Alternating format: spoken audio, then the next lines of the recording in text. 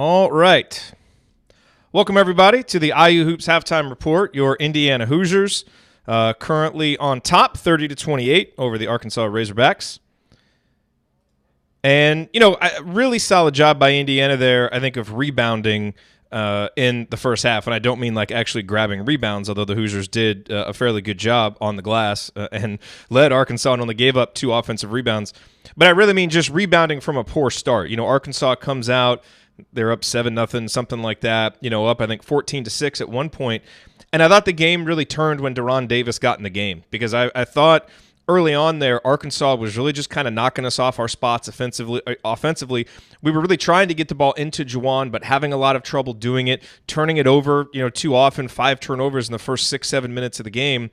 And I thought once De'Ron got back in there, as has been the case at times this year, he really settled Indiana in, and we were able to get the ball into him. He was aggressive. He got 6 free throw attempts there in the first half. A lot of those came pretty soon after he got into the ball game, and so I liked that kind of calming presence that he had, that strong, assertive presence that he had, and that's something that we've seen from him. We saw it in the Ohio State game, frankly, but didn't see it in the St. Francis game. He clearly responded, to the challenges that Archie Miller gave him, and I thought that was nice to see. The other story from the first half is that Devontae Green has really, really played well, and I'm sure that you all saw that he was, sick this week, only was able to practice once, had to have IV fluids at one point. But he really did a nice job.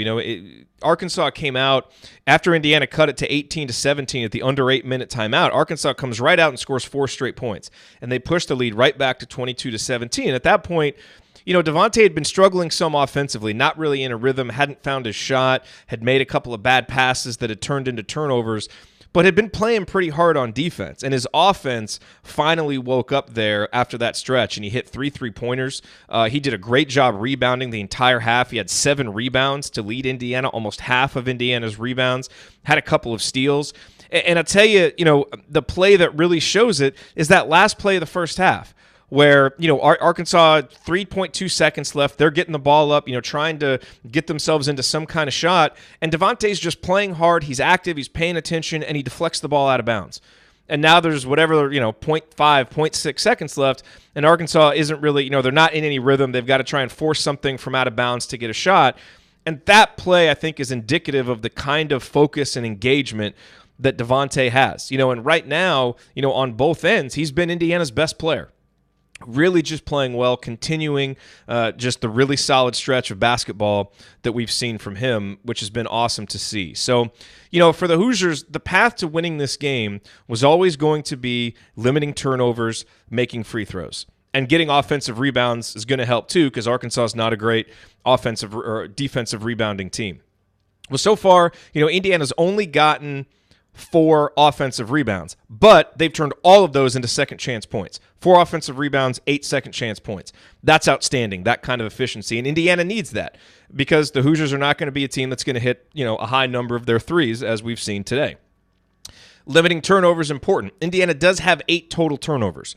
So that number, not good, but when they made their stretch, when they made their run there in the first half, they were limiting those turnovers. And Arkansas plays hard on defense. They're active. You heard, Mike Anderson loves the deflection stat. So Indiana, if they can get through the second half with maybe 4 or 5 turnovers, that's going to go a long way because you're going to turn it over every now and then. They're too active, too athletic to do that, and you still need to be aggressive and go try to make plays. But just limit some of the bad entry passes or, where Juwan Morgan just threw it out of bounds. If you limit those and are able to get shots, that's really going to help you. And then from the free throw line, Arkansas puts teams on the line. Indiana's gotten 14 free throws. They've only made 8 of them. So, in a game that projects to be a close one, you got to make your free throws. And Indiana did a little bit better job of it. Morgan sank a couple of them. They're late. But a whole lot of, making one, missing the other one there for Indiana. If they can be more efficient making those free throws, that's going to help as well. But, I thought the biggest thing for Indiana there late in the first half was that the defense just got a lot better. I mean, Indiana really got more engaged defensively. They contained the dribbles better. Their help defense was better. They were just more locked in. They started getting some steals. They had 4 steals. A lot of those came there in the second part of the half where they were able to get out and get some fast break points, get out in transition.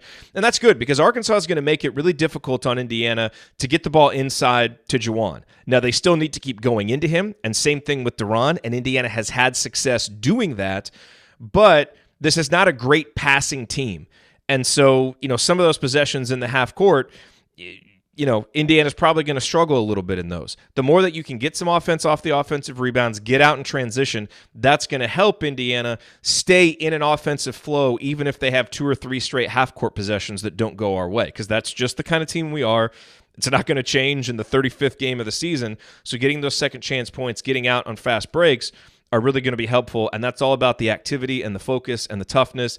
And by the way, hat tip to Zach McRoberts, who had a really key sequence there when it was 16-12. He gets that big block, then he hustles and gets an offensive rebound off of Fitzner's missed three-pointer, and it ended up resulting in a bucket, and then Fitzner would hit a 3.